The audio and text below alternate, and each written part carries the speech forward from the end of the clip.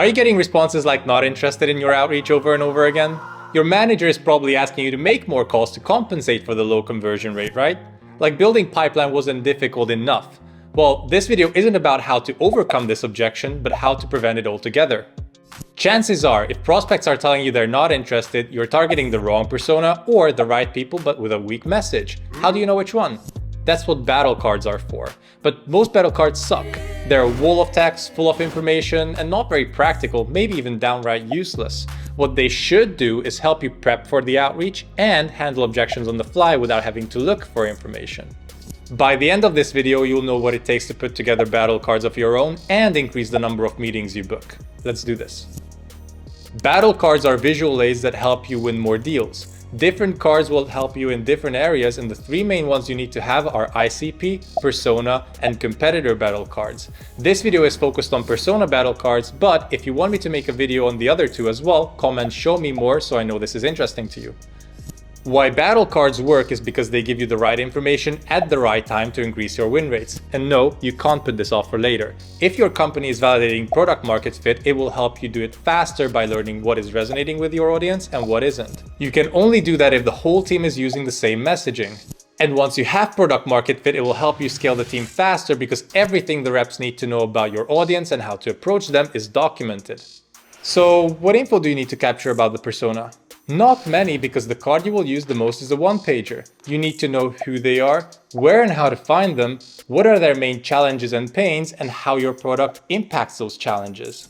As a bonus, I recommend listing common objections and how to respond to them. All of this fits into a single slide, I promise. Let me show you how. Hold up. Victor, what's a persona? Oh, glad you asked. To be clear, a persona is not a title, but a character someone in the organization is playing. Think of the stakeholders you're talking to throughout the deal cycle. It can be anything from end user to leadership to various influencers. The point is, instead of creating separate battle cards for each of these titles within the company, you'll group them by what impact they're responsible for getting, because collectively, what they care about and what they will use the product for is going to be very similar. Let's say you're selling a sales tool aimed at increasing rep productivity. You can target around 10 roles, and even within those roles, each stakeholder will go by different titles depending on their level of seniority.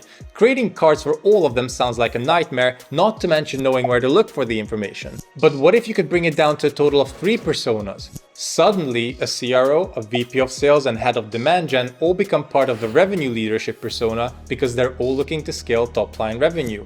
They'll care more about reporting so they can forecast accurately and find friction points in the process fast. Similarly, BDRs, account executives, and account managers, albeit responsible for different parts of the sales cycle, collectively form the individual contributor persona because their goal is to build pipeline faster and close more deals. Lastly, you have the ops persona consisting of revenue ops leads, Salesforce admins, analysts, and enablement who will do more of the back-end work and can influence where the deal goes. Now, let's take a look at the template. It's immediately clear that I have no shot at a career in graphic design. Aside from that, all the points we just talked about fit nicely into a single slide without it feeling overcrowded. As I prepare the prospect, I'm checking which channels to go through to reach the given persona, then using Sales Navigator, filter by title to get a more accurate shortlist. After saving my leads list, I can start working on my message. My goal with the message is to sell the vision of what life could be for my prospects by connecting their pain with the impact my product drives. Imagine this is you. Whether you'll be reaching out over the phone or via email, you stand a way better chance now that the message is targeted. If you're a leader, you can go even further and use battle cards for onboarding new hires. I recommend focusing on 3 areas and really going into the details so they have a full picture. What events can trigger prospects to take action? For a revenue leader, think reps leaving, fundraising, missed forecasts, etc. Then write down how the person in question is affected and what's the impact on the company. The personal impact tends to be emotional and less measurable, like is their job at risk if they don't take action? Can they increase their odds of getting a promotion? Will they have less stress to deal with on a day-to-day basis? The impact on the company, on the other hand, tends to be logical and can be measured in dollars, whether that's top-line revenue or cost saving.